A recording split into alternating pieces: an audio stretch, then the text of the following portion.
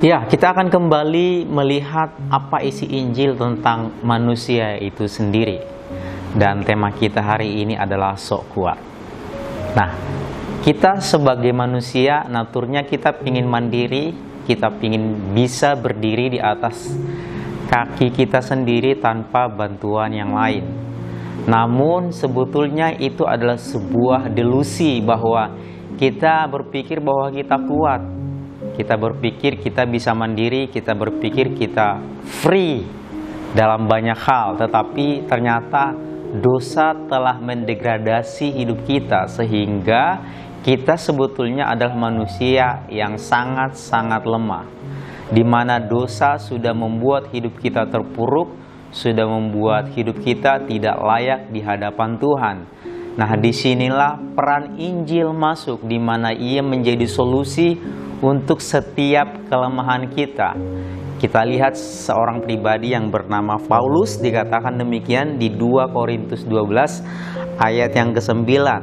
Namun jawab Tuhan kepadaku, cukuplah anugerahku bagimu, sebab justru dalam kelemahanlah kuasaku menjadi sempurna. Sebab itu aku terlebih suka bermegah atas kelemahanku, supaya kuasa Kristus turun menaungi aku.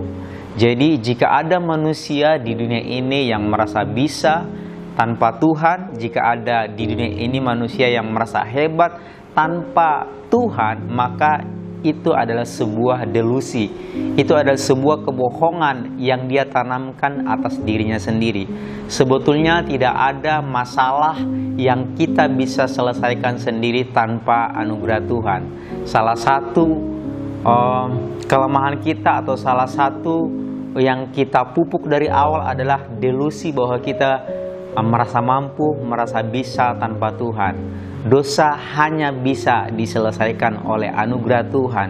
Jadi jangan ada manusia di dunia ini yang merasa kuat, karena sebetulnya Paulus yang mengatakan bahwa cukuplah kasih karunia. Jadi hanya kasih karunia Tuhan yang mampu menyelesaikan setiap permasalahannya, termasuk kalau kita baca di pasal 11 dan juga pasal 10, Paulus sedang mengutarakan bahwa di atas keberhasilan pelayanannya bahwa dia sebetulnya manusia yang paling lemah. Jika Paulus saja yang notabene pelayanannya sangat luar biasa, dia berkata bahwa tetap ada kelemahan di dalam dirinya, tetapi kelemahan itu yang dia ungkapkan atau yang menjadi media untuk dia berkata bahwa kasih karunia Tuhan cukup bagi seorang manusia atau seorang Paulus. Demikian juga dengan kehidupan kita. Mari kita di dalam kelemahan kita justru itu menjadi titik poin supaya kita selalu mengandalkan dan berserah kepada kasih karunia Tuhan.